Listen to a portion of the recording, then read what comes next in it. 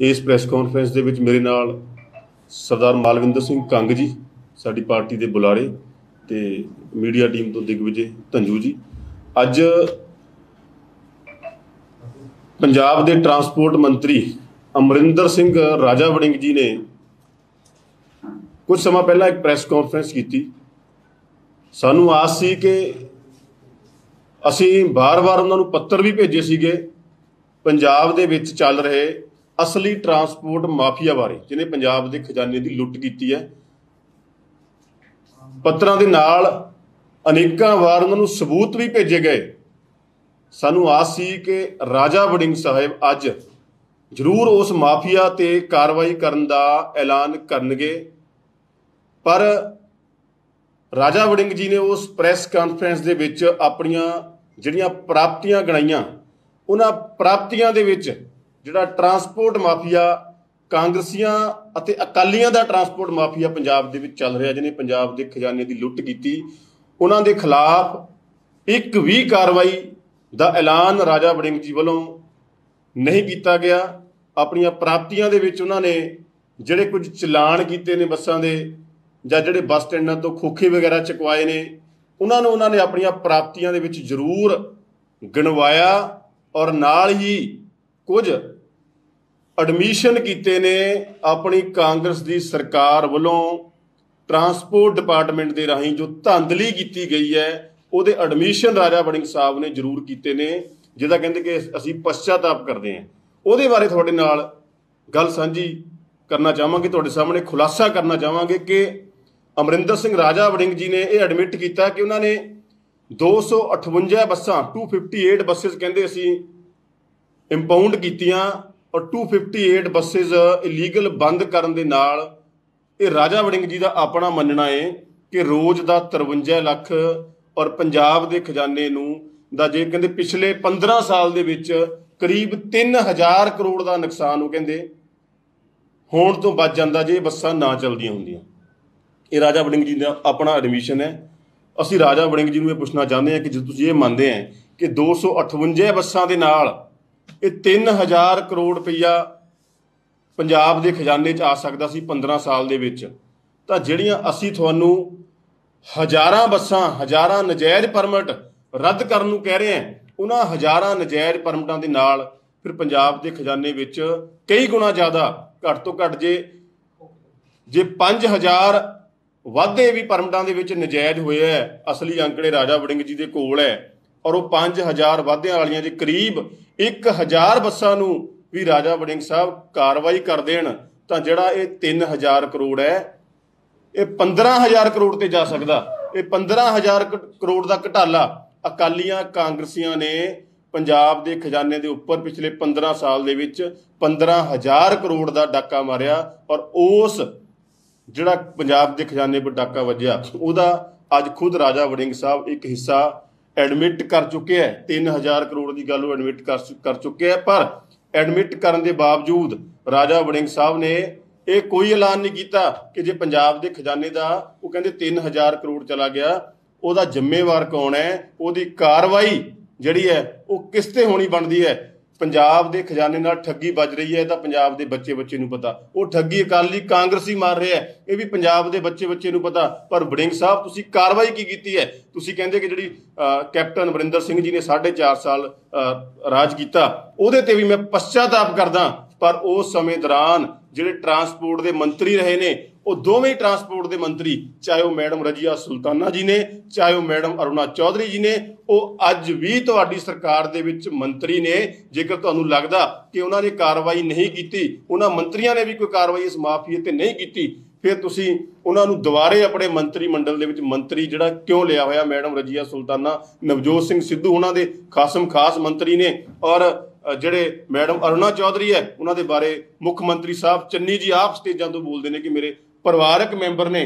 फिर जिहड़े दोवें मंत्री जिम्मेवार ने इन्हां नूं दुबारा मंत्री मंडल दे विच क्यों लिया गया? और राजा वड़िंग जी दे एडमिशन तो बाद उन्होंने जो मन्निया उस तो बाद की राजा वड़िंग जी अपनी पार्टी नूं कह के इन्हां दोवें मंत्रियों के अस्तीफे लैणगे? की राजा वड़िंग जी इस जो 4.5 साल दे विच भी लुट जारी रही है ਇਹਦੇ ਇਸ ਸੰਬੰਧੀ 15 ਸਾਲ ਦੀ ਲੁੱਟ ਸੰਬੰਧੀ ਕੋਈ FIR ਦਰਜ ਕਰਵਾਉਣਗੇ, ਕੋਈ ਪਰਚਾ ਦਰਜ ਕਰਵਾਉਣਗੇ। ਜੇ ਕਿਸੇ ਦੇ ਘਰ ਦੇ ਵਿੱਚ ਕੋਈ ਚੋਰੀ ਹੋ ਜੇ ਤਾਂ ਸਿਰਫ ਇਹ ਐਲਾਨ ਕਰਨਾ ਪ੍ਰਾਪਤੀ ਨਹੀਂ ਹੁੰਦੀ ਕਿ ਸਾਡੇ ਘਰ 'ਚ ਚੋਰੀ ਹੋ ਗਈ ਹੈ, ਉਸ ਚੋਰੀ ਦਾ ਕੋਈ ਕਾਰਵਾਈ ਵੀ ਕਰਾਣੀ ਹੁੰਦੀ ਹੈ, ਚੋਰ ਨੂੰ ਫੜਨਾ ਵੀ ਹੁੰਦਾ। ਰਾਜਾ ਵੜਿੰਗ ਸਾਹਿਬ, ਇਹ ਹਜ਼ਾਰਾਂ ਕਰੋੜ ਦੀ ਠੱਗੀ ਦਾ ਪੰਜਾਬੀਆਂ ਨੂੰ ਪਤਾ ਹੈ, ਇਹ ਦੱਸਣਾ ਤੁਹਾਡੀ ਕੋਈ ਪ੍ਰਾਪਤੀ ਨਹੀਂ ਹੈ। ਤੁਸੀਂ ਇਹ ਦੱਸੋ ਕਿ ਤੁਸੀਂ ਕਾਰਵਾਈ ਕੀ ਕਰ ਰਹੇ ਹੋ ਉਹਨਾਂ तमाम ਜ਼ਿੰਮੇਵਾਰ ਅਫਸਰਾਂ ਦੇ ਉੱਪਰ ਔਰ ਸਿਆਸੀ ਲੀਡਰਾਂ ਦੇ ਉੱਪਰ, ਇਹਨਾਂ ਮੰਤਰੀਆਂ ਦੇ ਉੱਪਰ। ਕੀ ਤੁਸੀਂ ਅੱਜ ਹੀ ਇਹਨਾਂ ਦੇ ਉੱਪਰ ਪਰਚਾ ਦਰਜ ਕਰਵਾ ਰਹੇ ਹੋ? ਕੀ ਇਹਨਾਂ ਤੋਂ ਅੱਜ ਹੀ ਅਸਤੀਫੇ ਦਵਾ ਰਹੇ ਆ ਮੰਤਰੀ ਮੰਡਲ ਦੇ ਵਿੱਚੋਂ?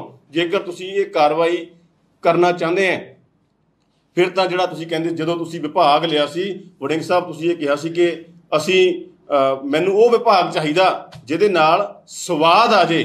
ਅੱਜ ਇਹ ਅੰਕੜਿਆਂ ਦਾ ਖੇਲ ਖੇਲ ਕੇ ਸ਼ਾਇਦ ਪੰਜਾਬੀਆਂ ਦੇ ਨਾਲ ਤੁਹਾਨੂੰ ਸਵਾਦ ਆ ਰਿਹਾ ਹੋਵੇ, ਪਰ ਪੰਜਾਬ ਨੂੰ ਸਵਾਦ ਉਦੋਂ ਆਣਾ ਜਦੋਂ ਅਸਲੀ ਮਾਫੀਆ ਤੇ ਕਾਰਵਾਈ ਹੋਣੀ ਹੈ। ਔਰ ਤੁਹਾਨੂੰ ਲਿਸਟਾਂ ਪਹਿਲਾਂ ਵੀ ਭੇਜ ਚੁੱਕੇ ਆ, ਅੱਜ ਤੁਹਾਨੂੰ ਫੇਰ ਮੀਡੀਆ ਦੇ ਰਾਹੀਂ ਦਿਖਾ ਰਹੇ ਆ। ਆਰਬਿਟ ਦੇ ਪਰਮਿਟ ਹੈ, ਕਿਉਂਕਿ ਮੈਂ ਦੱਸ ਦੇਣਾ ਚਾਹੁੰਦਾ ਕਿ ਜਿਹੜਾ ਇਹ ਪਰਮਿਟਾਂ ਦੇ ਵਿੱਚ ਜਿਹੜੇ ਨਜਾਇਜ਼ ਵਾਧੇ ਆ ਉਹ ਕਿਉਂ ਹੋਏ? ਉਹ ਇਸ ਕਰਕੇ ਹੋਏ ਕਿਉਂਕਿ 1990 ਤੋਂ ਇੱਕ ਕਾਨੂੰਨ ਸੀ ਕਿ ਪੰਜਾਬ ਦੇ ਵਿੱਚ ਪ੍ਰਾਈਵੇਟ ਔਰ ਸਰਕਾਰੀ ਬੱਸਾਂ ਦੇ ਜਿਹੜੇ ਪਰਮਿਟ ਹੈ ਉਹ 50-50 ਦੀ ਪ੍ਰਤੀਸ਼ਤ ਦੀ ਰੇਸ਼ੋ ਦੇ ਨਾਲ ਦੇਣੇ ਆ। ਜਦੋਂ ਕਾਂਗਰਸੀਆਂ ਔਰ ਅਕਾਲੀਆਂ ਨੇ ਦੇਖਿਆ ਕਿ ਅਸੀਂ ਕਾਨੂੰਨ ਤੋਂ ਬਾਹਰ ਜਾ ਕੇ ਰੇਸ਼ੋ ਤੋਂ ਜ਼ਿਆਦਾ ਪਰਮਿਟ ਨਹੀਂ ਲੈ ਸਕਦੇ, ਫਿਰ ਉਹਨਾਂ ਨੇ ਇਹ ਨਵੀਂ ਸਕੀਮ ਘੜ ਲਈ ਕਿ ਅਸੀਂ ਨਵੇਂ ਪਰਮਿਟ ਤਾਂ ਲੈ ਨਹੀਂ ਸਕਦੇ, ਪੁਰਾਣਿਆਂ ਦੇ ਵਿੱਚ ਹੀ ਇੰਨੇ ਕੁ ਵਾਧੇ ਕਰ ਲਈਏ ਕਿ ਸਾਡੀ ਜਿਹੜੀ ਨਵਿਆਂ ਦੀ ਕਮੀ ਪੂਰੀ ਹੋ ਜਾਏ, ਉਹ ਤੋਂ ਕਿਤੇ ਉੱਪਰ ਹੋ ਜਾਏ। ਔਰ ਆਹੀ ਤੁਸੀਂ ਆਪ ਸਾਰੇ ਸਮਝ ਸਕਦੇ ਆ। ਇੱਕ ਆਰਬਿਟ ਬੱਸ ਦਾ ਪਰਮਿਟ ਹੈ, ਇਹ ਮੁਕਤਸਰ ਸਾਹਿਬ ਤੋਂ ਮਲੌਟ ਦਾ ਪਰਮਿਟ ਸੀ 32 ਕਿਲੋਮੀਟਰ ਦਾ। ਹੁਣ ਨਵਾਂ ਪਰਮਿਟ ਤਾਂ ਜਾਰੀ ਨਹੀਂ ਹੋ ਸਕਦਾ ਸੀਗਾ, ਔਰ ਇਹਦੇ 'ਚ ਕਰੀਬ 5 ਵਾਰ ਵਾਧੇ ਕਰਕੇ ਇਹ ਪਰਮਿਟ 32 ਕਿਲੋਮੀਟਰ ਤੋਂ ਵਧਾ ਕੇ 147 ਕਿਲੋਮੀਟਰ ਦਾ ਕਰ ਦਿੱਤਾ ਗਿਆ, ਔਰ ਜਿਹੜਾ ਇਹ ਬਾਘਾ ਪੁਰਾਣਾ ਤੱਕ ਪਹੁੰਚ ਗਿਆ। ਇਸੇ ਤਰ੍ਹਾਂ ਹੋਰ ਅਜਿਹੇ ਪਰਮਿਟ ਆਰਬਿਟ ਬੱਸ ਦੇ ਵੀ ਹੈਗੇ ਆ ਜਿਹਦੇ ਵਿੱਚ 10-10 ਵਾਰ ਵਾਧੇ ਹੋਏ। ਆਰਬਿਟ ਤੋਂ ਬਿਨਾਂ ਨਿਊ ਦੀਪ ਬੱਸ ਦੇ ਪਰਮਿਟ ਹੈ। ਨਿਊ ਦੀਪ ਦਾ ਇੱਕ ਪਰਮਿਟ ਸੀਗਾ ਜੈਤੋਂ ਤੋਂ ਗਿੱਦੜਵਾਹਾ, ਇੱਕ ਟ੍ਰਿਪ ਸੀਗਾ ਇਹਦਾ, ਇਹਨੂੰ ਵਧਾ ਕੇ ਤੇ ਟ੍ਰਿਪ ਵੀ ਵਧਾਤੇ, ਕਿਲੋਮੀਟਰ ਵੀ ਵਧਾਤੇ।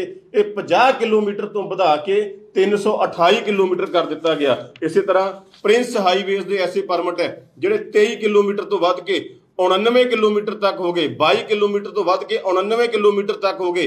ਤਾਜ ਟਰੈਵਲ, ਜਿਹਦਾ ਨਾਮ ਅੱਜ ਰਾਜਾ ਵੜਿੰਗ ਸਾਹਿਬ ਨੇ ਆਪ ਲਿਆ, ਤਾਜ ਟਰੈਵਲ ਦੇ ਐਸੇ ਪਰਮਿਟ ਹੈ ਜਿਹੜੇ 30 ਕਿਲੋਮੀਟਰ ਤੋਂ ਵੱਧ ਕੇ 83 ਕਿਲੋਮੀਟਰ ਤੱਕ ਹੋ ਗਏ। ਔਰ ਰਾਜਧਾਨੀ ਦੇ ਐਸੇ ਪਰਮਿਟ ਹੈ ਜਿਨ੍ਹਾਂ ਦੇ ਰੋਜ਼ ਦੇ ਕਿਲੋਮੀਟਰ 46 ਕਿਲੋਮੀਟਰ ਤੋਂ ਵੱਧ ਕੇ 330 ਕਿਲੋਮੀਟਰ ਤੱਕ ਹੋ ਗਏ। ਜਿਹੜਾ ਗੜ੍ਹਸ਼ੰਕਰ ਤੋਂ ਮੌਜੋਵਾਲ ਤੱਕ ਦਾ ਪਰਮਿਟ ਸੀਗਾ ਉਹਦੇ ਜਿਹੜੇ ਰੋਜ਼ ਦੇ 46 ਕਿਲੋਮੀਟਰ ਦਾ ਸੀ ਉਹ ਵੱਧ ਕੇ 330 ਕਿਲੋਮੀਟਰ ਤੱਕ ਪਹੁੰਚ ਗਿਆ। ਪਰ ਸਾਡੇ ਵੱਲੋਂ ਵਾਰ-ਵਾਰ ਸਬੂਤ ਭੇਜਣ ਦੇ ਬਾਵਜੂਦ ਅੱਜ ਤੱਕ ਅੱਜ ਦੀ ਪ੍ਰੈਸ ਕਾਨਫਰੰਸ ਦੇ ਵਿੱਚ ਵੀ ਰਾਜਾ ਵੜਿੰਗ ਸਾਹਿਬ ਨੇ ਇਹਨਾਂ ਦੇ ਉੱਪਰ ਕਾਰਵਾਈ ਕਰਨ ਦਾ ਐਲਾਨ ਕੋਈ ਨਹੀਂ ਕੀਤਾ। ਔਰ ਕਾਰਵਾਈ ਕਰਨ ਦਾ ਐਲਾਨ ਇਸ ਕਰਕੇ ਨਹੀਂ ਕੀਤਾ ਜਾ ਰਿਹਾ ਕਿਉਂਕਿ ਇਹ ਪਰਮਿਟ ਜਿਹੜੇ ਅਕਾਲੀਆਂ ਦੇ ਔਰ ਕਾਂਗਰਸੀਆਂ ਦੇ ਦੋਵੇਂ ਆਗੂਆਂ ਦੇ ਪਰਮਿਟ ਨੇ। ਰਾਜਾ ਵੜਿੰਗ ਸਾਹਿਬ ਨੇ ਟੈਕਸ ਦੀ ਰਿਕਵਰੀ ਦੀ ਗੱਲ ਕੀਤੀ ਹੈ। ਸਾਡਾ ਇਹ ਵੀ ਸਵਾਲ ਹੈ ਕਿ ਇਹ ਵੀ ਦੱਸ ਦਿਓ ਕਿ ਜਿਹੜੀਆਂ ਕਾਂਗਰਸੀਆਂ ਦੀਆਂ ਟਰਾਂਸਪੋਰਟਾਂ ਹੈ, ਕਾਂਗਰਸੀਆਂ ਦੀਆਂ ਟਰਾਂਸਪੋਰਟ ਫਰਮਾਂ ਹੈ, ਕਰਤਾਰ ਬੱਸ, ਗ੍ਰੀਨ ਰੋਡਵੇਜ਼, ਰਘੂ ਰਾਜ, ਉਹਨਾਂ ਦੇ ਕਿੰਨੇ ਜਿਹੜੇ ਟੈਕਸ ਦੇ ਬਕਾਏ ਤੁਹਾਡੇ ਵੱਲ ਖੜੇ ਹੈ, ਉਹਨਾਂ ਦੇ ਕੀ ਇਹਨਾਂ ਕਾਂਗਰਸੀਆਂ ਦੀਆਂ ਫਰਮਾਂ ਦੇ ਕਰੋੜਾਂ ਰੁਪਏ ਦੇ ਟੈਕਸ ਦੇ ਬਕਾਏ ਤੁਹਾਡੇ ਵੱਲ ਖੜੇ ਨਹੀਂ ਹੈ? ਤੁਸੀਂ ਸਿਰਫ ਅੰਕੜਿਆਂ ਦਾ ਖੇਡ ਖੇਲ ਕੇ ਜਿਹੜਾ ਪੰਜਾਬ ਦੇ ਲੋਕਾਂ ਨੂੰ ਗੁੰਮਰਾਹ ਨਹੀਂ ਕਰ ਸਕਦੇ। ਅਸਲ ਦੇ ਵਿੱਚ ਜੇ ਕਾਰਵਾਈ ਕਰਨੀ ਹੈ ਤਾਂ ਇਸ ਮਾਫੀਏ ਤੇ FIR ਦਰਜ ਕਰਨੀ ਪੈਣੀ ਹੈ। ਮੈਂ ਸਤਿਕਾਰਯੋਗ ਮੀਡੀਆ ਦੇ ਰਾਹੀਂ ਇਹ ਗੱਲ ਵੀ ਪੰਜਾਬ ਦੇ ਲੋਕਾਂ ਸਾਹਮਣੇ ਰੱਖਣਾ ਚਾਹੁੰਦਾ ਕਿ ਜਿਹੜੇ ਇਹ ਨਜਾਇਜ਼ ਵਾਧਿਆਂ ਵਾਲੇ ਪਰਮਿਟ ਹੈ ਇਹਨਾਂ ਨੂੰ ਰੱਦ ਕਰਨ ਦੇ ਹੁਕਮ ਮਾਣਯੋਗ ਪੰਜਾਬ ਅਤੇ ਹਰਿਆਣਾ ਹਾਈ ਕੋਰਟ ਨੇ 2012 ਦੇ ਵਿੱਚ ਕਰ ਦਿੱਤੇ ਸੀਗੇ। 2012 ਦੇ ਵਿੱਚ ਨਾਲ ਹੀ ਇਹ ਵੀ ਹੁਕਮ ਹੋ ਗਏ ਸੀ ਕਿ ਇਹ ਜਿਹੜੇ ਪਰਮਿਟ ਹੈ ਹੁਣ ਇਹ ਰਿਨਿਊ ਨਹੀਂ ਹੋਣੇ ਚਾਹੀਦੇ। ਪਰ 2012 ਤੋਂ ਲੈ ਕੇ ਅੱਜ ਤੱਕ ਨਾ ਤਾਂ ਉਹ ਬੱਸਾਂ ਚੱਲਣੀਆਂ ਬੰਦ ਹੋਈਆਂ, ਨਾ ਟਾਈਮ ਟੇਬਲਾਂ 'ਚ ਉਹਨਾਂ ਦੇ ਜਿਹੜੇ ਰੂਟ ਹੈ ਉਹ ਕੱਢੇ ਗਏ। ਅੱਜ ਤੱਕ ਉਹ ਬੱਸਾਂ ਉਸੇ ਤਰ੍ਹਾਂ ਚੱਲ ਰਹੀਆਂ। ਪੌਣੇ 5 ਸਾਲ ਕਾਂਗਰਸ ਦੀ ਸਰਕਾਰ ਨੂੰ ਹੋ ਗਏ, ਇਹਦੇ ਵਿੱਚ ਵੀ ਉਹ ਪਰਮਿਟ ਉਸੇ ਤਰ੍ਹਾਂ ਰਿਨਿਊ ਹੁੰਦੇ ਰਹੇ ਨੇ, ਇਹਦੇ ਵਿੱਚ ਵੀ ਉਹ ਪਰਮਿਟ ਉਸੇ ਤਰ੍ਹਾਂ ਚੱਲਦੇ ਰਹੇ ਨੇ। ਔਰ ਕਾਨੂੰਨ ਦੇ ਨਾਲ ਕਾਂਗਰਸੀਆਂ ਨੇ ਔਰ ਅਕਾਲੀਆਂ ਨੇ ਇੰਨਾ ਗੰਦਾ ਜਿਹੜਾ ਖੇਲ ਹੈ ਉਹ ਖੇਡਿਆ ਕਿ ਜੋ ਮਾਣਯੋਗ ਹਾਈ ਕੋਰਟ ਨੇ ਉਸ ਜੱਜਮੈਂਟ ਦੇ ਵਿੱਚ 2012 ਵਾਲੀ ਦੇ ਵਿੱਚ ਲਿਖਿਆ ਸੀਗਾ ਉਹਦੇ ਵੱਲ ਸਾਰੇ ਪੰਜਾਬ ਨੂੰ ਧਿਆਨ ਦੇਣਾ ਚਾਹੀਦਾ। ਫਿਰ ਤੁਹਾਨੂੰ ਸਮਝ ਆ ਜਾਏਗੀ ਕਿ ਪੰਜਾਬ ਦੇ ਖਜ਼ਾਨੇ ਨੂੰ ਇਹਨਾਂ ਨੇ ਮੁੱਠੀਆਂ ਭਰ ਕੇ ਨਹੀਂ ਸਗੋਂ ਕਿਲੋਮੀਟਰਾਂ ਦੇ ਵਿੱਚ ਲੁੱਟਿਆ। ਮਾਣਯੋਗ ਹਾਈ ਕੋਰਟ ਨੇ ਉਸ ਜੱਜਮੈਂਟ ਦੇ ਵਿੱਚ ਸਪਸ਼ਟ ਤੌਰ ਤੇ ਲਿਖਿਆ ਕਿ ਇਹ ਜਿਹੜੇ ਪਰਮਿਟਾਂ ਦੇ ਵਾਧੇ ਹੋਏ ਨੇ ਇਹਦੇ ਨਾਲ ਜਿਹੜੀਆਂ ਸਰਕਾਰੀ ਬੱਸਾਂ ਦੇ ਪਰਮਿਟ ਹੈ ਉਹ ਤਾਂ ਸਿਰਫ ਦਿਖਾਵੇ ਦੇ ਪਰਮਿਟ ਰਹਿ ਜਾਣਗੇ।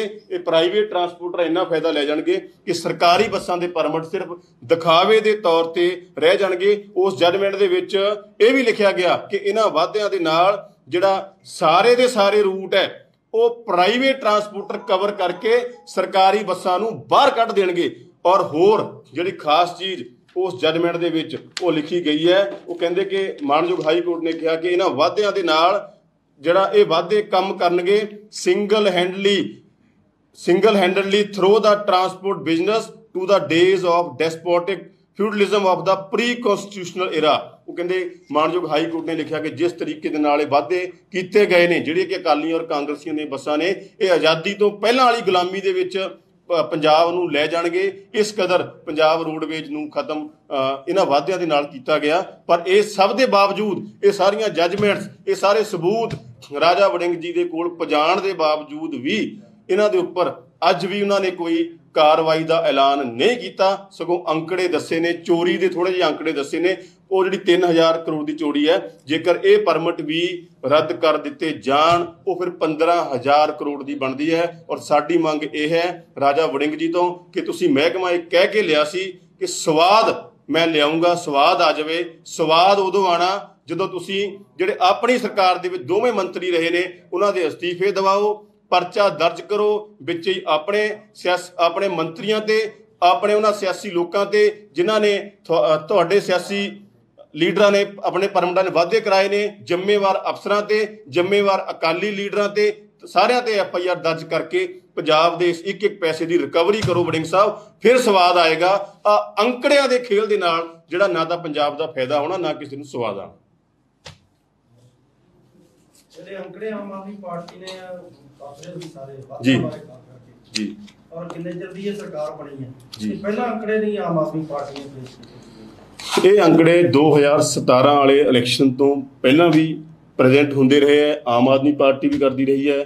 ਤਮਾਮ ਜਿਹੜੇ ਟਰਾਂਸਪੋਰਟਰ ਹੈ ਉਹ ਵੀ ਵੱਖ-ਵੱਖ ਪਟੀਸ਼ਨਸ ਦੇ ਵਿੱਚ ਮਾਣਯੋਗ ਹਾਈ ਕੋਰਟ ਦੇ ਵਿੱਚ ਜਾਂਦੇ ਰਹੇ ਹੈ। ਅਸੀਂ ਵੀ ਰੇਜ਼ ਕਰਦੇ ਰਹੇ ਹਾਂ, ਇੱਥੋਂ ਤੱਕ ਕਿ ਕਾਂਗਰਸ ਪਾਰਟੀ ਆਪ ਰੇਜ਼ ਕਰਦੀ ਰਹੀ ਹੈ ਕਿ ਇਹ ਨਜਾਇਜ਼ ਵਾਅਦੇ ਹੋਏ ਨੇ 2017 ਦੀਆਂ ਚੋਣਾਂ ਤੋਂ ਪਹਿਲਾਂ। ਪਰ ਜਦੋਂ ਚੋਣਾਂ ਹੋ ਗਈਆਂ, ਸਰਕਾਰ ਬਣ ਗਈ, ਉਦੋਂ ਇਹਨਾਂ ਨੇ ਬੋਲਣਾ ਬੰਦ ਕਰਤਾ। ਹੁਣ ਜਦੋਂ ਫੇਰ ਚੋਣਾਂ ਦਾ ਵਰਾ ਆ ਗਿਆ, ਹੁਣ ਇਹ ਨਵੀਂ ਨੀਤੀ ਇਹਨਾਂ ਨੇ ਬਣਾ ਲਈ ਕਿ ਲੁੱਟੋ ਤੇ ਚਿਹਰਾ ਬਦਲੋ। ਚਿਹਰੇ ਬਦਲ ਲਏ ਨੇ ਪਰ ਕਾਰਵਾਈ ਕੋਈ ਨਹੀਂ ਹੋ ਰਹੀ।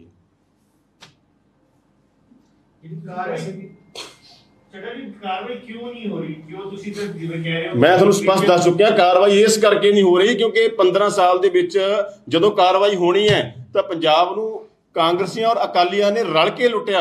ਇਹਦੇ 'ਚ ਕਾਂਗਰਸੀ ਜਿਹੜੇ ਆ ਉਹ ਬਰਾਬਰ ਦੇ ਜ਼ਿੰਮੇਵਾਰ ਹੈ, ਉਹਨਾਂ ਦੇ ਉੱਪਰ ਬਰਾਬਰ ਦੀ ਕਾਰਵਾਈ ਹੋਣੀ ਹੈ। ਇਸ ਕਰਕੇ ਕਾਰਵਾਈ ਨਹੀਂ ਹੋ ਰਹੀ। ਇਹ ਕਾਰਵਾਈ ਕਾਂਗਰਸੀ ਔਰ ਅਕਾਲੀ ਕਰ ਹੀ ਨਹੀਂ ਸਕਦੇ ਕਿਉਂਕਿ ਇਹ ਸਾਰੇ ਇਸ ਲੁੱਟ ਦੇ ਵਿੱਚ ਆਪ ਭਾਗੀਦਾਰ ਨੇ। ਕਿੰਨਾ ਕੁ ਮਾਲੀਆ ਬਣਦਾ ਜਿਸ ਚੀਜ਼ ਦੀ ਤੁਸੀਂ ਲੁੱਟ ਦਾ ਜ਼ਿਕਰ ਕਰ ਰਹੇ ਹੋ? ਜਿਸ ਤਰ੍ਹਾਂ ਕਿ ਰਾਜਾ ਵੜਿੰਗ ਨੇ ਵੀ ਕਿਹਾ ਕਿ ਕਰੀਬ 270-80 ਬੱਸਾਂ ਦਾ 2700 ਬਣਦਾ, ਤਾਂ ਕੀ ਲੱਗਦਾ ਕਿ ਕੀ ਇਹ ਪੈਸਾ ਰਿਕਵਰ ਕੀਤਾ ਜਾ ਸਕਦਾ? ਕੀ ਕਾਨੂੰਨ ਬਣਦਾ ਔਰ ਕਿਸ ਤਰੀਕੇ ਨਾਲ ਰਿਕਵਰ ਤੁਹਾਨੂੰ ਲੱਗਦਾ ਕਿ ਕਰ ਸਕਦੇ ਹੋ ਸਕਦਾ? ਮੇਰੇ ਵਾਸਤੇ ਅਸੈਸ ਕਰਨਾ ਮੁਸ਼ਕਲ ਹੁੰਦਾ ਕਿ ਇਹਨਾਂ ਵਾਅਦਿਆਂ ਦਾ 5000 ਵਾਅਦਿਆਂ ਦਾ ਕਿੰਨਾ ਕੁ ਮਾਲੀਆ ਬਣਦਾ। ਪਰ ਉਹ ਅੱਜ ਰਾਜਾ ਵੜਿੰਗ ਸਾਹਿਬ ਦਾ ਆਪਣਾ ਐਡਮਿਸ਼ਨ ਆ ਗਿਆ ਉਹਨਾਂ ਦਾ ਕਿ ਉਹਨਾਂ ਨੇ ਦੱਸਿਆ ਕਿ 258 ਬੱਸਾਂ ਉਹਨਾਂ ਨੇ ਇੰਪਾਊਂਡ ਕੀਤੀਆਂ ਨੇ। ਜਦੋਂ 258 ਬੱਸਾਂ ਦੇ ਨਾਲ ਉਹ ਕਹਿੰਦੇ ਕਿ 53 ਲੱਖ ਰੁਪਈਆ ਰੋਜ਼ ਦਾ ਫਾਇਦਾ ਹੋ ਗਿਆ। ਔਰ ਉਹਨਾਂ ਦੀ ਆਪਣੀ ਕੈਲਕੂਲੇਸ਼ਨ ਹੈ ਕਿ 15 ਸਾਲ ਦੇ ਵਿੱਚ ਇਹ ਜਿਹੜੀ ਗਿਣਤੀ ਹੈ ਰੈਵਨਿਊ ਦੀ ਉਹ ਕਰੀਬ 3000 ਕਰੋੜ ਬਣਦੀ ਹੈ। ਸੋ ਜੇਕਰ ਇਹ ਜਿਹੜੇ ਨਜਾਇਜ਼ ਪਰਮਿਟ ਹੈ ਵਾਅਦਿਆਂ ਵਾਲੇ ਇਹ ਵੀ ਰੱਦ ਕਰਕੇ ਇਹਨਾਂ ਬੱਸਾਂ ਨੂੰ ਵੀ ਘਰੇ ਖੜਾ ਦਿੱਤਾ ਜਾਵੇ ਤਾਂ ਇਹ 5 ਗੁਣਾ ਹੋ ਜਾਏਗਾ।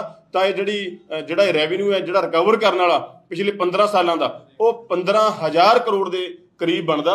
ਤੇ ਹੋ ਸਕਦਾ ਜਦੋਂ ਡੂੰਘਾਈ ਤੱਕ ਜਾਂਚ ਹੋਵੇ ਤਾਂ ਇਸ ਤੋਂ ਵੀ ਵੱਧ ਚਲਿਆ ਜਾਵੇ। ਪਰ ਇਹਦੇ ਵਿੱਚ ਬਹੁਤ ਸਖਤ ਕਾਰਵਾਈ ਦੀ ਲੋੜ ਹੈ ਕਿਉਂਕਿ ਇਹਦੇ ਨਾਲ ਰੈਵਨਿਊ ਦੀ ਲੁੱਟ ਵੀ ਹੋਈ ਹੈ, ਰੋਡਵੇਜ਼ ਨੂੰ ਵੀ ਖਤਮ ਕੀਤਾ ਗਿਆ, ਬੇਰੁਜ਼ਗਾਰਾਂ ਦੇ ਹੱਕਾਂ ਤੇ ਵੀ ਡਾਕਾ ਵੱਜਿਆ। ਉਹਦੇ ਨਾਲ ਜਿਹੜੀ ਸਭ ਤੋਂ ਵੱਡੀ ਗੱਲ ਇਹ ਹੈ ਕਿ ਮਾਣਯੋਗ ਹਾਈ ਕੋਰਟ ਦੇ ਹੁਕਮਾਂ ਦਾ ਵੀ ਮਜ਼ਾਕ ਉਡਾਇਆ ਗਿਆ। ਮਾਣਯੋਗ ਹਾਈ ਕੋਰਟ ਦੇ ਐਡੇ ਸਖਤ ਔਰ ਐਡੇ ਡਿਟੇਲਡ ਹੁਕਮ ਹੋਣ ਦੇ ਬਾਵਜੂਦ ਉਹਨਾਂ ਉੱਤੇ ਇੱਕ ਪੈਸੇ ਦੀ 1% ਕਾਰਵਾਈ ਵੀ ਨਹੀਂ ਕੀਤੀ ਗਈ। ਕਿੰਨਾ ਉੱਪਰ ਕਾਰਵਾਈ ਦੀ ਮੰਗ ਕਰ ਰਹੇ ਕਿਉਂਕਿ ਉਹ ਤਾਂ ਕਹਿੰਦੇ ਜਿਹੜੇ ਡਿਫਾਲਟਰ ਹੈਗੇ ਉਹਨਾਂ ਉੱਪਰ ਉਹਨਾਂ ਨੇ ਪ੍ਰਣ ਵੀ ਕਿਹਾ ਕਾਰਵਾਈ ਉਹਨਾਂ ਉੱਪਰ ਹੋਊਗੀ, ਜਿਹੜੇ ਡਿਫਾਲਟਰ ਹੈਗੇ ਉਹਨਾਂ ਸਭ ਉੱਪਰ ਕਾਰਵਾਈ ਹੋਊਗੀ, ਚਾਹੇ ਕੋਈ ਵੀ ਨਹੀਂ ਹੋਊਗਾ। ਸਿੱਧਾ ਉਹਨਾਂ ਨੇ ਆਪਣੀ ਪ੍ਰੈਸ ਕਾਨਫਰੰਸ 'ਚ ਕਿਹਾ। ਤੁਸੀਂ ਕਿੰਨਾ ਉੱਪਰ ਫਿਰ ਕਾਰਵਾਈ ਦੀ ਮੰਗ ਕਰ ਰਹੇ ਹੋ? ਦੋ ਤਰ੍ਹਾਂ ਦੀਆਂ ਕਾਰਵਾਈਆਂ ਅੱਡ ਅੱਡ ਨੇ। ਜਿਹੜੇ ਡਿਫਾਲਟਰਾਂ ਦੀ ਉਹ ਗੱਲ ਕਰ ਰਹੇ ਨੇ, ਉਹ ਉਹਨਾਂ ਦੀ ਗੱਲ ਕਰ ਰਹੇ ਨੇ ਜਿਨ੍ਹਾਂ ਦੇ ਟੈਕਸ ਪੈਂਡਿੰਗ ਨੇ।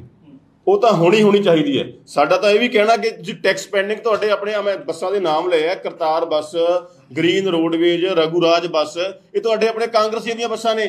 ਇਹਨਾਂ ਦੇ ਵੀ ਟੈਕਸ ਪੈਂਡਿੰਗ ਨੇ। ਇਹਨਾਂ ਦਾ ਅੱਜ ਤੱਕ ਨਾਮ ਕਿਉਂ ਨਹੀਂ ਆਇਆ? ਇਹਨਾਂ ਤੇ ਕਾਰਵਾਈ ਕਿਉਂ ਨਹੀਂ ਕੀਤੀ? ਇਹ ਤਾਂ ਹੋਣੀ ਚਾਹੀਦੀ ਹੈ ਟੈਕਸ ਦੇ ਡਿਫਾਲਟਰਾਂ ਦੇ ਉੱਪਰ। ਉਹਦੇ ਨਾਲ ਜਿਹੜਾ ਟੈਕਸ ਦੇ ਡਿਫਾਲਟਰਾਂ ਤੋਂ ਵੀ ਵੱਡਾ ਡਾਕਾ ਪੰਜਾਬ ਰੋਡਵੇਜ ਤੇ ਔਰ ਪੰਜਾਬ ਦੇ ਖਜ਼ਾਨੇ ਤੇ ਵੱਜਿਆ, ਉਹ ਨਜਾਇਜ਼ ਪਰਮਿਟਾਂ ਵਾਲਾ ਵੱਜਿਆ। ਕਿਉਂਕਿ ਨਜਾਇਜ਼ ਪਰਮਿਟ ਵੀ 2-3 ਤਰ੍ਹਾਂ ਦੇ ਨੇ। ਇੱਕ ਤਾਂ ਜਿਨ੍ਹਾਂ ਦਾ ਮੈਂ ਤੁਹਾਨੂੰ ਆਹ ਲਿਸਟਾਂ ਭੇਜੀਆਂ ਦੱਸੀਆਂ, ਜਿਨ੍ਹਾਂ ਦੇ ਵਿੱਚ ਨਜਾਇਜ਼ ਵਾਅਦੇ ਕੀਤੇ ਗਏ ਨੇ। ਨਜਾਇਜ਼ ਵਾਅਦਿਆਂ ਤੋਂ ਬਿਨਾਂ ਇੱਕ ਹੋਰ ਵੀ ਨਜਾਇਜ਼ ਪਰਮਿਟ ਨੇ, ਜਿਹੜੀਆਂ ਪ੍ਰਾਈਵੇਟ ਬੱਸਾਂ ਨੂੰ ਨਜਾਇਜ਼ ਤੌਰ ਤੇ ਪੰਜਾਬ ਤੋਂ ਚੰਡੀਗੜ੍ਹ ਆਉਣ ਦੀ ਮਨਜ਼ੂਰੀ ਦਿੱਤੀ ਗਈ, ਉਹ ਵੀ ਇਹਦੇ ਸ਼ਾਮਲ ਨੇ। ਇਹਦੇ 'ਚ ਕੁਝ ਹੋਰ ਐਸੇ ਪਰਮਿਟ ਨੇ ਜਿਹੜੇ ਇੰਟਰਸਟੇਟ ਨੇ। ਇੱਕ ਬੜੀ ਦਿਲਚਸਪ ਗੱਲ ਹੈ, ਹਿੰਦੀ ਫਿਲਮਾਂ ਵਾਂਗੂ ਕਾਨੂੰਨ ਦੇ ਨਾਲ ਖੇਡਿਆ।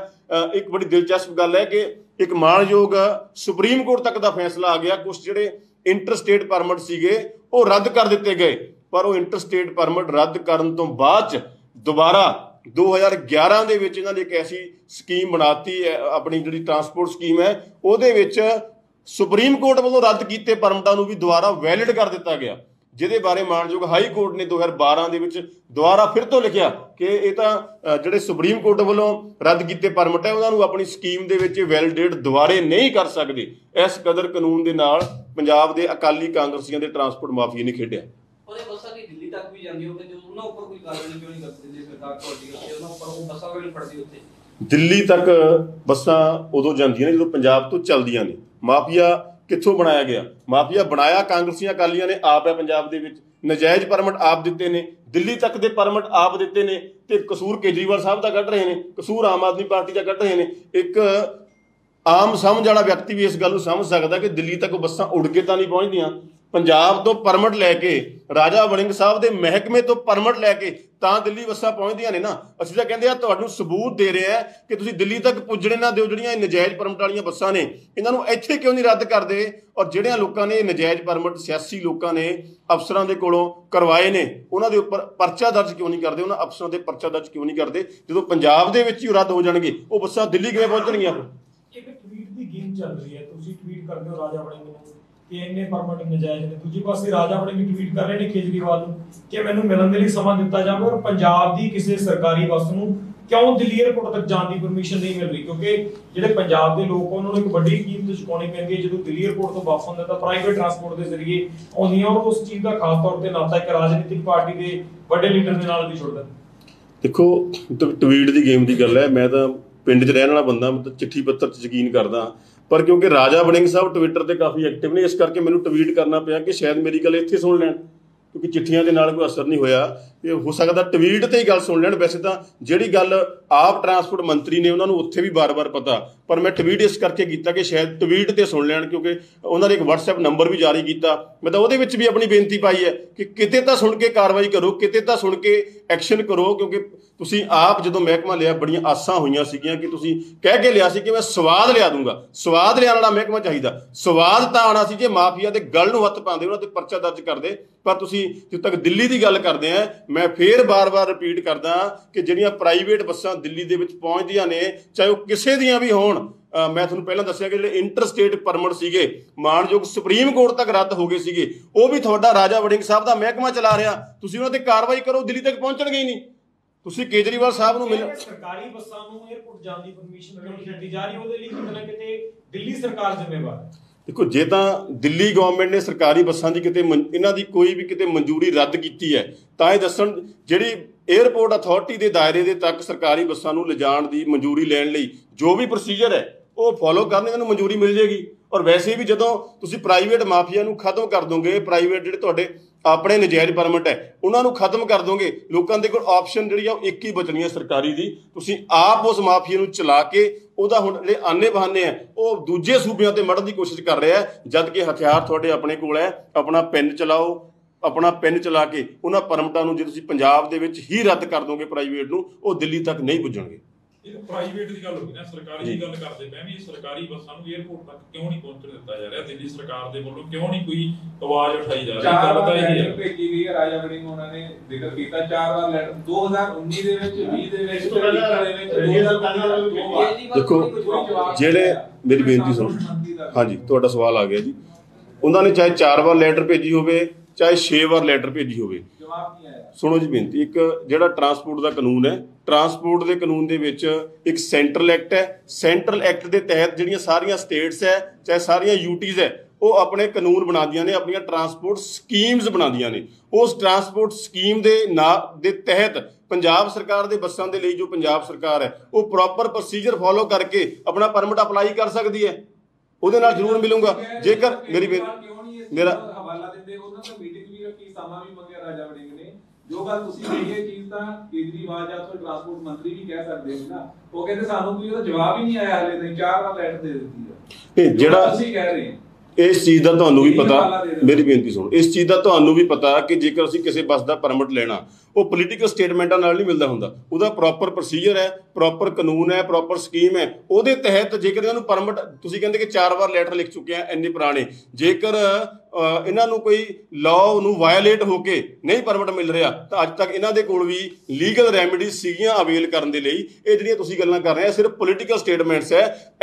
ਐਜ਼ ਪਰ ਲਾਅ ਇਹਨਾਂ ਨੇ ਸਰਕਾਰੀ ਬੱਸਾਂ ਨੂੰ ਉੱਥੇ ਤੱਕ ਪਹੁੰਚਾਉਣ ਦੇ ਲਈ ਕਾਂਗਰਸੀਆਂ ਔਰ ਅਕਾਲੀਆਂ ਨੇ ਆਪ ਹੀ ਇਸ ਕਰਕੇ ਕੋਈ ਐਫਰਟ ਨਹੀਂ ਕੀਤੇ ਜੋ ਬਣਦੇ ਨੇ, ਕਿਉਂਕਿ ਇਹਨਾਂ ਦਾ ਜਿਹੜਾ ਆਪਣਾ ਰੁਝਾਨ ਹੈ ਉਹ ਪ੍ਰਾਈਵੇਟ ਮਾਫੀਆ ਨੂੰ ਪ੍ਰਮੋਟ ਕਰਨ ਦੇ ਵਿੱਚ ਹੈ।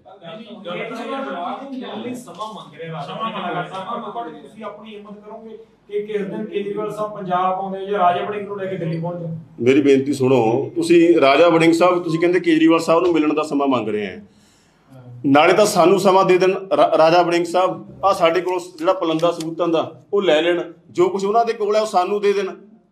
ਸਿਰਫ ਕੇਜਰੀਵਾਲ ਸਾਹਿਬ ਨੂੰ ਮਿਲਣ ਦਾ ਇਸ ਕਰਕੇ ਵੀ ਤੁਸੀਂ ਸਿਰਫ ਪੋਲੀਟੀਕਲ ਸਟੇਟਮੈਂਟਸ, ਮੀਡੀਆ ਦੀ ਅਟੈਂਸ਼ਨ ਲੈਣ ਦੇ ਲਈ। ਜੇ ਤੁਹਾਡੀ ਕੋਈ ਬਾਕੀ ਨੀਅਤ ਹੈ, ਅਸੀਂ ਤੁਹਾਡੇ ਮਗਰ ਚੰਡੀਗੜ੍ਹ ਦੇ ਵਿੱਚ ਘੁੰਮ ਰਹੇ ਹਾਂ ਪੁਲੰਦਾ ਚੱਕੀ, ਤੁਸੀਂ ਦਿੱਲੀ ਜਾਣ ਦੀਆਂ ਗੱਲਾਂ ਕਰ ਰਹੇ, ਅਸੀਂ ਪੰਜਾਬ ਦੇ ਵੋਟਰ ਹੈ, ਪੰਜਾਬ ਦੇ ਵਸਿੰਦੇ ਹੈ, ਸਾਨੂੰ ਸਮਾਂ ਦੇ ਦਿਓ। ਆਹ ਅਕਾਲੀ ਕਾਂਗਰਸ ਮਾਫੀਆ ਦਾ 15,000 ਕਰੋੜ ਦੇ ਘਟਾਲੇ ਦਾ ਪੁਲੰਦਾ ਇਹ ਸਾਡੇ ਕੋਲੋਂ ਲੈ ਲਓ, ਮਨਜ਼ੂਰ ਕਰ ਲਓ, ਇਹਨਾਂ ਤੇ ਕਾਰਵਾਈ ਕਰ ਦਿਓ। ਜੇ ਤੁਹਾਨੂੰ ਲੱਗਦਾ ਕਿ ਦਿੱਲੀ 'ਚ ਕੋਈ ਲਾਅ ਵਾਇਲੇਟ ਹੋ ਰਿਹਾ ਉਹ ਸਾਨੂੰ ਦੱਸ ਦਿਓ, ਤੁਹਾਨੂੰ ਜਾਣ ਦੀ ਲੋੜ ਨਹੀਂ, ਅਸੀਂ ਉਹ ਤੁਹਾਡਾ ਪਹੁੰਚਾ ਦਾਂਗੇ, ਪਰ ਸਾਡੀ ਸੁਣਵਾਈ ਤੁਸੀਂ ਪੰਜਾਬ ਦੇ ਵਿੱਚ ਤਾਂ ਕਰ ਲਓ। ਜੇ ਤੁਹਾਡੀ ਗੱਲ ਦੇ ਵਿੱਚ ਕੋਈ ਸੱਚਾਈ ਹੈ ਤਾਂ ਦਿਓ ਸਮਾਂ, ਆ ਤੁਹਾਨੂੰ ਪੁਲੰਦਾ ਲੈ ਕੇ ਮਿਲਾਂਗੇ, ਇਹਨਾਂ ਤੇ ਕਾਰਵਾਈ ਕਰੋ, ਇਹਨਾਂ ਤੇ ਪਰਚਾ ਦਰਜ ਕਰੋ। ਜੇ ਤੁਹਾਨੂੰ ਕੋਈ ਸ਼ਿਕਾਇਤਕਰਤਾ ਬਣਨ ਦੇ ਵਿੱਚ ਡਰ ਲੱਗਦਾ ਤਾਂ ਉਹ ਸ਼ਿਕਾਇਤਕਰਤਾ ਵੀ ਅਸੀਂ ਬਣ ਜਾਂਦੇ ਹਾਂ ਉਸ ਪਰਚੇ ਦੇ ਵਿੱਚ, ਉਸ FIR ਦੇ ਵਿੱਚ। ਤੁਸੀਂ ਸਮਾਂ ਦਿਓ, ਜੇ ਤੁਹਾਨੂੰ ਲੱਗਦਾ ਕੋਈ ਲਾਅ ਉੱਥੇ ਵਾਇਲੇਟ ਹੋ ਰਿਹਾ ਉਹ ਵੀ ਸਾਨੂੰ ਦੇ ਦਿਓ, ਪਰ ਆ ਪੁਲੰਦਾ ਜਿਹੜਾ ਪੰਜਾਬ ਦੇ ਮਾਫੀਆ ਦਾ ਇਹ ਸਾਡੇ ਕੋਲ ਸਵੀਕਾਰੋ, ਸਾਨੂੰ ਸਮਾਂ ਤੁਸੀਂ ਪੰਜਾਬ ਦੇ ਵਿੱਚ ਹੀ ਦੇ ਦਿਓ। ਕਾਰਵਾਈ ਤਾਂ ਕਰੀ ਰਹੇ ਹੋ, ਸਫਾਈ ਤਾਂ ਕਰੀ ਰਹੇ ਹੋ, ਜਾ ਕੇ ਜੇ ਬੱਸ ਸਟੈਂਡਾਂ ਤੇ ਹਰ ਹਫ਼ਤੇ ਜਾ ਕੇ ਸਹੀ ਕਾਰਵਾਈ ਹੋ ਰਹੀ। ਅਸੀਂ ਮਾਫੀਏ ਦੀ ਸਫਾਈ ਕਰਨ ਦੀ ਗੱਲ ਕਰਦੇ ਹਾਂ, ਜਿਹੜੀ ਖੋਖਿਆਂ ਦੀ ਸਫਾਈ ਹੈ ਜਾਂ ਹੋਰ ਸਫਾਈ ਹੈ ਉਹ ਤਾਂ ਸਾਡੀਆਂ ਬੜੀਆਂ NGOs ਬਣੀਆਂ ਹੋਈਆਂ ਨੇ এনवायरमेंट ਫ੍ਰੈਂਡਲੀ, ਉਹ ਅਸੀਂ ਕਰ ਲੈਂਦੇ ਹਾਂ ਆਪ ਹੀ। ਅੱਜ ਪੰਜਾਬ ਨੂੰ ਜੇ ਲੋੜ ਹੈ ਤਾਂ ਮਾਫੀਆ ਦੀ ਸਫਾਈ ਕਰਨ ਦੀ ਹੈ, ਹਰ ਫੀਲਡ ਦੇ ਵਿੱਚੋਂ, ਚਾਹੇ ਉਹ ਮਾਈਨਿੰਗ ਮਾਫੀਆ ਹੈ, ਚਾਹੇ ਉਹ ਟਰਾਂਸਪੋਰਟ ਮਾਫੀਆ ਹੈ, ਚਾਹੇ ਉਹ ਕੋਈ ਜਿਹੜਾ ਹੋਰ ਵੱਖ-ਵੱਖ ਤਰ੍ਹਾਂ ਦੇ ਮਾਫੀਆਜ਼ ਹੈ, ਉਹ ਮਾਫੀਆਜ਼ ਦੀ ਸਫਾਈ ਕਰਨ ਦੀ ਲੋੜ ਹੈ। ਪਰ ਅੱਜ ਪੌਣੇ 5 ਸਾਲ ਲੰਘ ਜਾਣ ਦੇ ਬਾਵਜੂਦ ਵੀ ਹੁਣ ਵੀ ਜਿਹੜੇ ਸਵਾਦ ਲਿਆਉਣ ਵਾਲੇ ਮੰਤਰੀ ਹੈ ਉਹ ਵੀ ਸਵਾਦ ਲਿਆਉਣ ਤੋਂ ਪਿੱਛੇ ਹਟ ਗਏ, ਉਹਨਾਂ ਨੇ ਵੀ ਮਾਫੀਆ ਦੇ ਗਲ ਨੂੰ ਹੱਥ ਨਹੀਂ ਪਾਇਆ। ਉਹ ਵੀ ਸਿਰਫ ਸਫਾਈ ਸਫੂਈ ਕਰਕੇ ਸਵਾਦ ਲੈਣ, ਲੋਕਾਂ ਦੇ ਵਿੱਚ ਜਿਹੜੇ ਗਲਤ ਅੰਕੜੇ ਪੇਸ਼ ਕਰਕੇ ਲੋਕਾਂ ਨੂੰ ਗਲਤ ਅੰਕੜਿਆਂ ਦੇ ਨਾਲ ਢਿੱਡ ਭਰਨ ਦੀ ਸਵਾਦ ਲਿਆਉਣ ਦੀ ਕੋਸ਼ਿਸ਼ ਕਰ ਰਹੇ। ਤੁਸੀਂ ਕਾਂਗਰਸ ਨੂੰ ਪੁਰਾਣੇ ਟਾਈਮ ਤੋਂ ਜਾਣਦੇ ਹੋ ਤੇ ਇਹ RTI ਕਾਫੀ ਪਹਿਲਾਂ ਤੁਸੀਂ ਕੱਢ ਕੇ ਲਿਆ ਰਹੇ ਹੋ, ਕੀ ਲੱਗਦਾ ਤੁਹਾਨੂੰ ਹੁਣ ਵੇਰੀਏਸ਼ਨ ਦੇ ਹਿਸਾਬ ਨਾਲ ਤੁਸੀਂ ਕਾਂਗਰਸ ਵੀ ਬਦਲੀ ਹੈ, ਤੁਸੀਂ ਵੀ ਇੱਧਰ ਆਮ ਆਦਮੀ ਪਾਰਟੀ ਵੱਲ ਆ ਗਏ ਹੋ, ਕਿਉਂ ਨਹੀਂ ਹੁੰਦਾ ਹੈ? ਮਤਲਬ ਇੰਨਾ ਸਭ ਕੁਝ ਕੰਟੀਨਿਊਸ਼ਨ ਵਿੱਚ ਕਿਉਂ ਜਾ ਰਿਹਾ? ਮੈਂ ਤੁਹਾਨੂੰ ਬੜਾ ਕਲੀਅਰਲੀ ਦੱਸ ਚੁੱਕਿਆ, ਇਸ ਕਰਕੇ ਨਹੀਂ ਹੋ ਰਿਹਾ ਕਿਉਂਕਿ ਪੰਜਾਬ ਦੀਆਂ ਜਿੰਨੀਆਂ ਵੱਡੀਆਂ ਟਰਾਂਸਪੋਰਟਾਂ ਨੇ ਜਿਨ੍ਹਾਂ ਦੇ ਪਰਮਿਟਾਂ ਦੇ ਵਿੱਚ ਵਾਧਾ ਹੋਇਆ ਉਹ ਵੱਡੇ ਆਗੂਆਂ ਦੀਆਂ ਟਰਾਂਸਪੋਰਟਾਂ ਨੇ, ਚਾਹੇ ਉਹ ਅਕਾਲੀ ਦਲ ਦੇ ਵੱਡੇ ਆਗੂ ਹੋਣ, ਚਾਹੇ ਉਹ ਕਾਂਗਰਸ ਦੇ ਵੱਡੇ ਆਗੂ ਹੋਣ। ਤੁਸੀਂ ਗੁਆਂਢੀ ਸੂਬਾ ਹਿਮਾਚਲ ਦੇਖ ਲਓ, ਗੁਆਂਢੀ ਸੂਬੇ ਹਿਮਾਚਲ ਦੀਆਂ ਬੱਸਾਂ ਅੱਜ ਵੀ ਸਰਕਾਰੀ ਬੱਸਾਂ ਕਿੰਨੀਆਂ ਕਾਮਯਾਬ ਹੈ।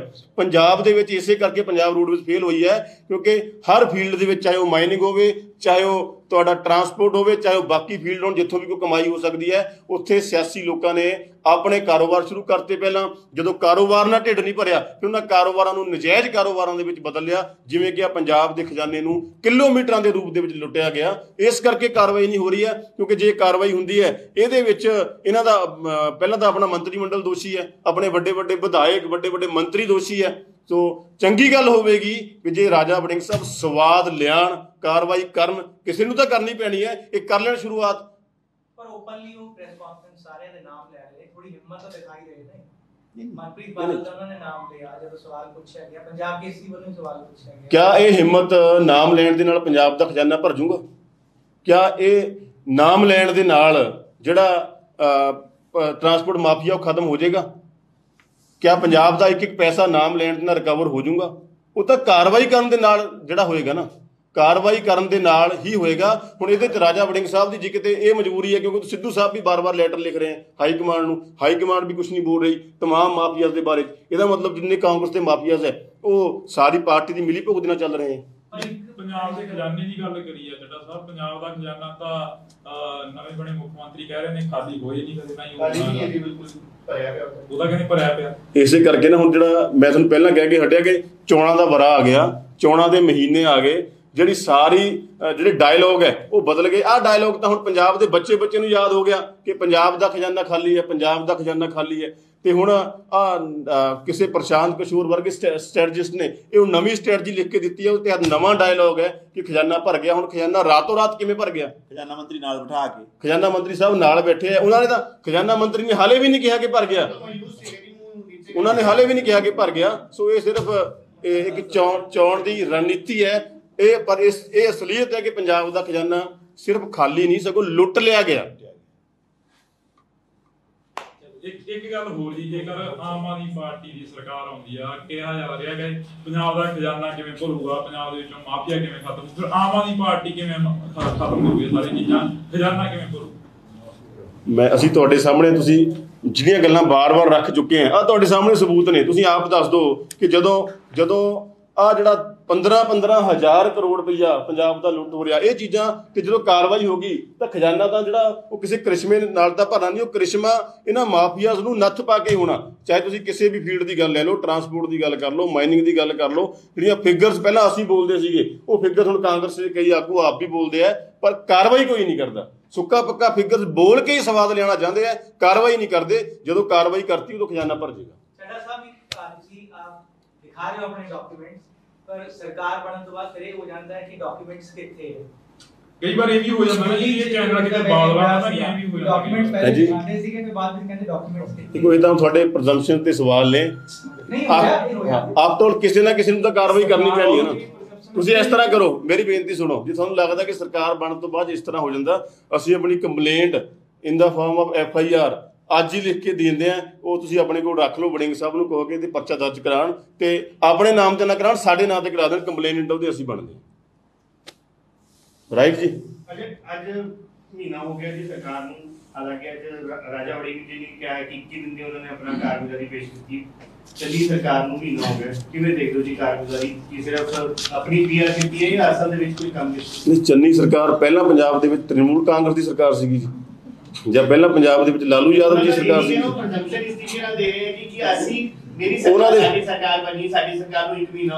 ਉਹਨਾਂ ਦੇ ਕਹਿਣ ਨਾਲ ਕੁਝ ਨਹੀਂ ਹੋਣਾ। ਜੇ ਰਿਪੋਰਟ ਕਾਰਡ ਰੱਖਣਾ ਤਾਂ ਪੂਰੇ ਪੌਣੇ 5 ਸਾਲ ਦਾ ਰਿਪੋਰਟ ਕਾਰਡ ਜਿਹੜਾ ਰੱਖਣ।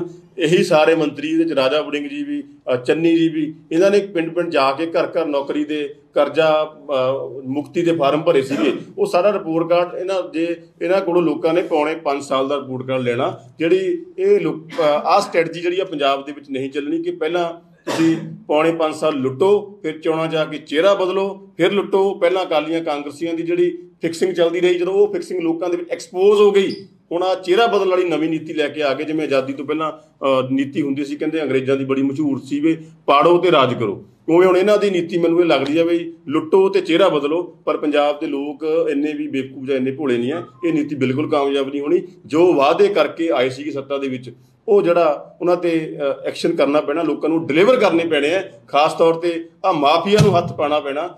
ਅਦਰਵਾਈਜ਼ ਪੰਜਾਬ ਦੇ ਲੋਕਾਂ ਨੂੰ ਇਸ ਚੀਜ਼ ਦਾ ਪਤਾ ਹੈ ਕਿ ਜੇ ਆਹ ਮਾਫੀਆ ਨੂੰ ਸਰਕਾਰ ਦੇ ਵਿੱਚ ਰੱਖ ਕੇ ਕਿਤੇ ਦੁਬਾਰਾ ਇਹ ਮਾਫੀਆ ਨਾਲ ਸੰਬੰਧਿਤ ਸਰਕਾਰ ਆਉਂਦੀ ਹੈ, ਫਿਰ ਜਿਹੜਾ ਅੱਜ ਤਾਂ ਕੋਈ ਰਿਵਾਈਵਲ ਦੇ ਚਾਂਸ ਹੈਗੇ ਆ ਪੰਜਾਬ ਦੇ, ਫਿਰ ਇਹ ਹੋ ਸਕਦਾ ਬਹੁਤ ਦੂਰ ਲੈ ਜਾਣ ਜਿੱਥੋਂ ਰਿਵਾਈਵਲ ਦੇ ਚਾਂਸ ਵੀ ਨਾ ਰਹਿਣ।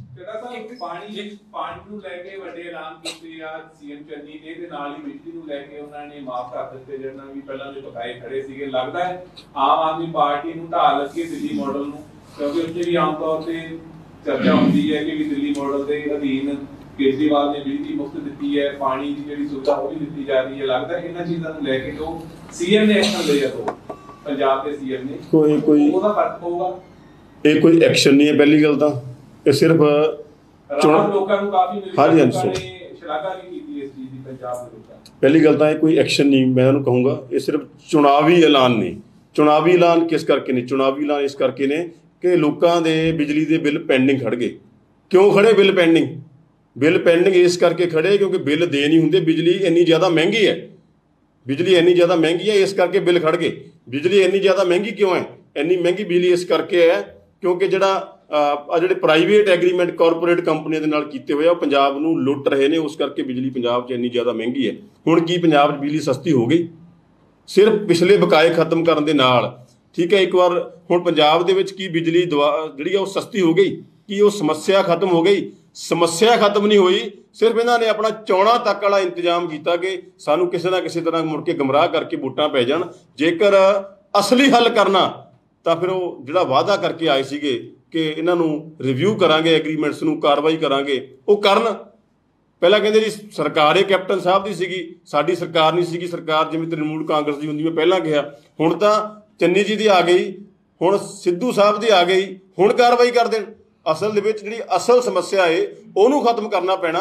ਆ ਸਿਰਫ ਚੁਣਾਵੀ ਐਲਾਨਾਂ ਦੇ ਨਾਲ ਪੰਜਾਬ ਦੇ ਲੋਕਾਂ ਦਾ ਭਲਾ ਨਹੀਂ ਹੁੰਦਾ। ਕੇਂਦਰ ਸਰਕਾਰ ਨੇ 3% ਵਧੋਤਰੀ ਕਰਤੀ ਹੈ ਡੀਏ ਦੇ ਵਿੱਚ ਸਰਕਾਰੀ ਮੁਲਾਜ਼ਮਾਂ ਦੇ ਕੇਂਦਰ ਨੇ, ਕਿਵੇਂ ਦੇਖਦੇ ਹੋ?